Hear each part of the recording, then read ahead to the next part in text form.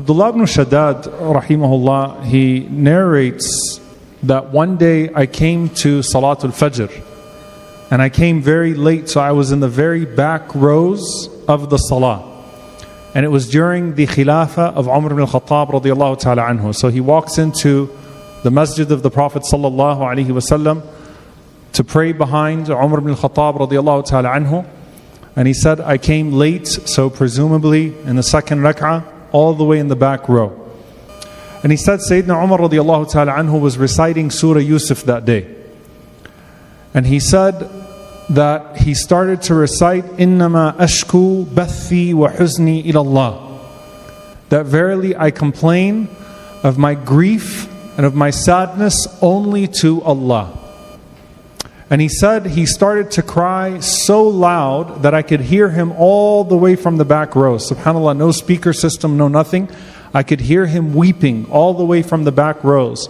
And he would try to collect himself and recite it again. And then he would cry again, radiyallahu ta'ala anhu. And he would try again and he'd cry again, radiyallahu ta'ala anhu. Now subhanAllah, if you prayed behind the Imam and the Imam started to weep in an unusual way, you know, it's very possible that afterwards you'd come up to him and just put your hand, tap him on the back and say, you know, may Allah make it easy, I hope everything's okay. Or is everything okay? You might be concerned. But the norm of the companions was to have this type of a relationship with the Qur'an. And I want you to ask yourself, what do you think Umar radiallahu ta'ala anhu was crying about?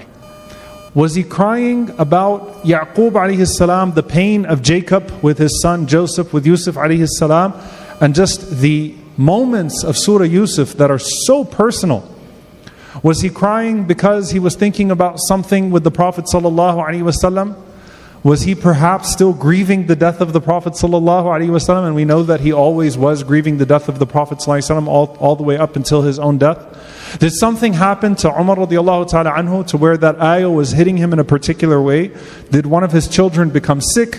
Was he dealing with a hardship that no one knew about? The answer is, it could be any of them. And it could be all of them. Because that was their relationship with the Qur'an. Now, how many of you, and I just want to see a show of hands, I actually want this to, inshallah ta'ala, be an exercise for us. How many of you have found comfort in Surah Yusuf during a hard time in your life? Surah Yusuf in particular. Very good. How many of you have found it in another surah in particular? Can anyone tell me that surah? Any surah in particular that has appealed to you? Surah Al-Duha. Very good. Anyone else want to say another surah? Yes? Can you repeat? At-Taghabun, mashallah. What else? Surah Az-Zumar, mashallah. So many surahs, I can see them coming. All right, we'll finish all the surahs in the Quran, and that's actually a good thing. That's the point. Different surahs will speak to you at a different point in your life. Now, a question that I get asked, and it's an interesting question, and I want to unpack it a bit, inshallah ta'ala. Does the Quran cure depression?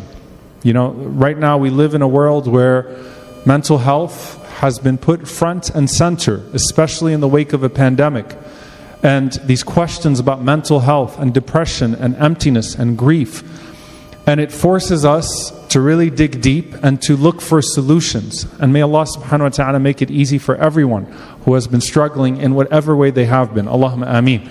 And the question will be about the Quran, and specific the relationship of the Quran to depression, to sadness, to grief, and everything that comes under that category of sadness. And I want to unpack this a bit from the perspective of our deen. And it's very important for us to say and to acknowledge from the very start that as Muslims, our solutions to these problems are going to be unique because our belief system is so unique. We believe in something very different. And so it's very hard for us to relate this to someone who doesn't believe like we believe. We believe that everything good comes from Allah subhanahu wa ta'ala. We believe that everything that will give us salvation in this life and in the next is found in some way grounded within this notion of tawheed, within this notion of the oneness of God. We believe that in the Messenger sallallahu alaihi wasallam is qudwatun hasana, is an excellent example in every single matter of our lives. And so the way we approach this question necessarily has to be different from the way that someone else approaches this question. So let's start with a rule. There is a difference between prevention and restoration. Prevention and restoration. Meaning something that protects one from falling into difficulty and something that cures you once you have fallen into difficulty. Prevention versus restoration. And we can say without a doubt that the Quran is a means of prevention from many of the hardships that come in our lives and the things that ail us in our lives. Many of them, the Quran is a prevention. And to not have the Quran in your heart is a source of sadness, is a source of emptiness, if you don't have the Quran in your heart. And we know this from the Prophet ﷺ. الَّذِي لَيْسَ فِي جَوْفِهِ شَيْءٌ مِّنَ الْقُرْآنِ كَالْبَيْتِ الْخَرَبِ. The Prophet ﷺ said, the one who doesn't have anything of the Quran in their heart is like a destroyed house. It's like a destroyed house.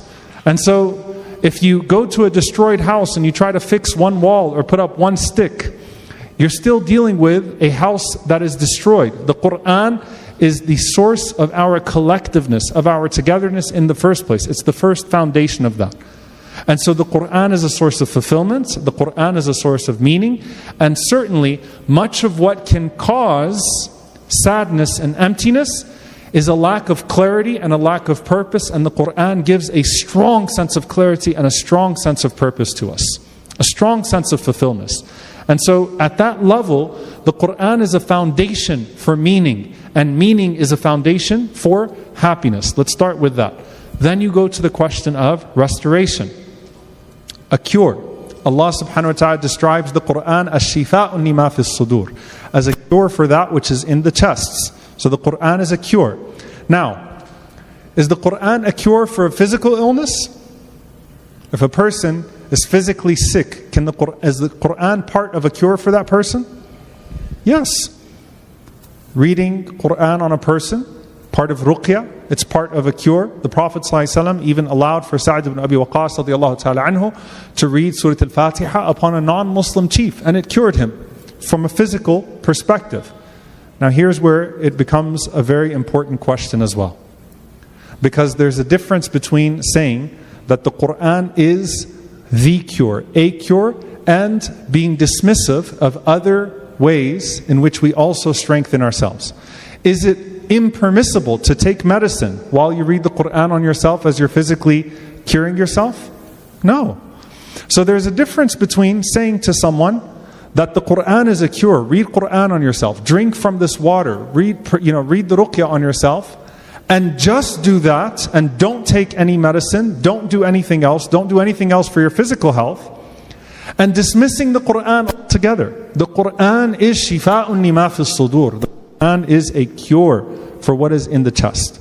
Now we are made up of so many different beings, right? In the sense that we have a physical perspective, a mental perspective, a spiritual perspective, an emotional perspective, a physiological perspective. All of these things are to be taken into consideration. And the Prophet ﷺ said to give everything its right, to give your body its right, and to give all of these different parts of yourself their right.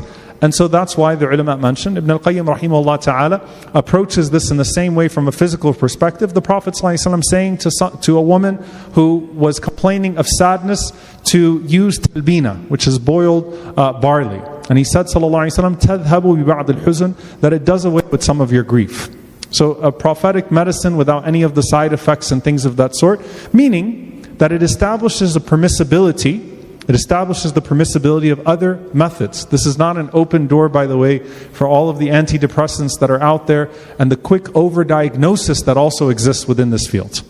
Okay? This is to say that Islam acknowledges and is not dismissive of the fact that there are other ways that we all keep our hearts healthy, that we keep our moods up, that we keep ourselves emotionally engaged. So if someone tells you, read Surah Al-Duha and take a walk and talk to this person, all of that.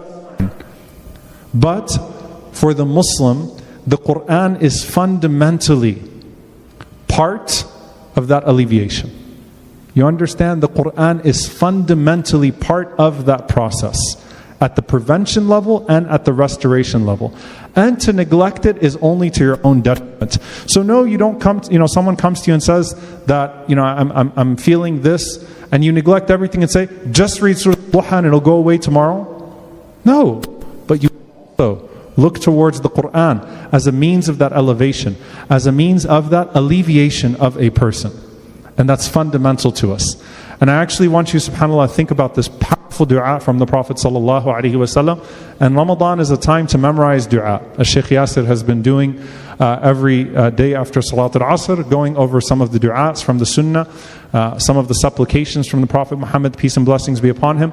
You can go to the Yaqeen website and you'll see Shaykh Tahir Wyatt authored du'as for hardship. Du'as for hardship, and you'll find many of those du'as that are meant to alleviate hardship. And this particular one is a profound one that I want us to pay attention to the wording of.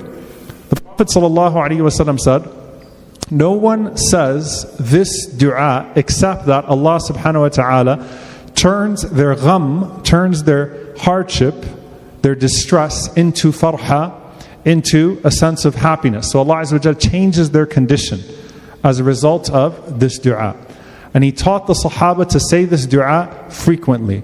And the dua is as follows, and you can find it in multiple variations with slight wording, and that's okay, slight changes.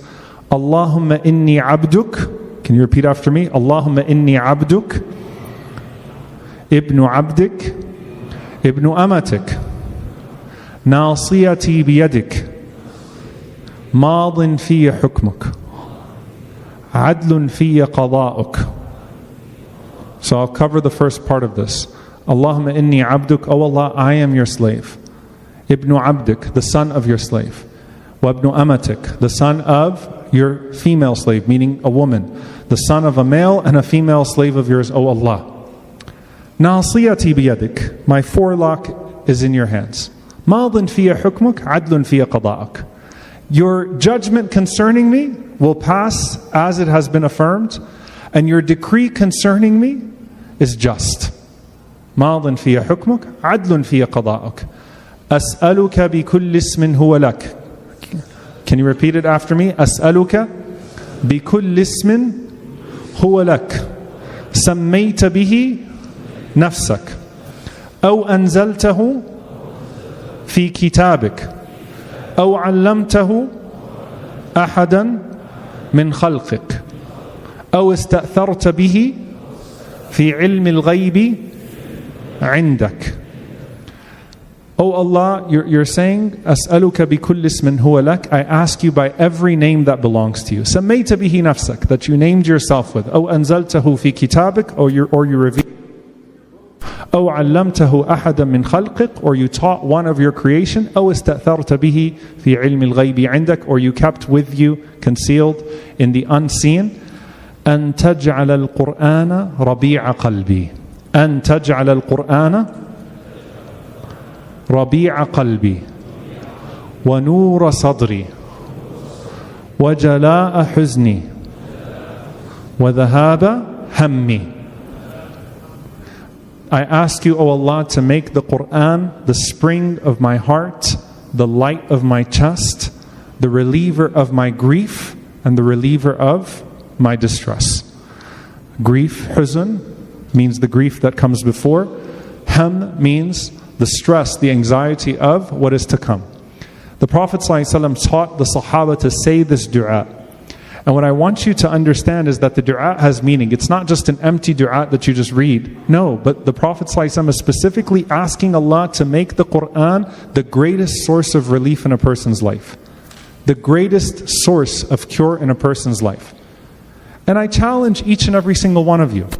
It really is a challenge, and I'll challenge myself. If the Quran is part of your daily life, if the Quran is part of your daily life, come to me 2 months later and tell me that your mood has not changed. Tell me that your happiness has not increased. Tell me that you have not felt a greater connection to Allah subhanahu wa ta'ala and felt more barakah in your day. Again, we don't dismiss the physiological, the emotional, the mental, and so many other things. But we place the Quran as part of all of that. because the Quran forms the foundation of meaning in our hearts.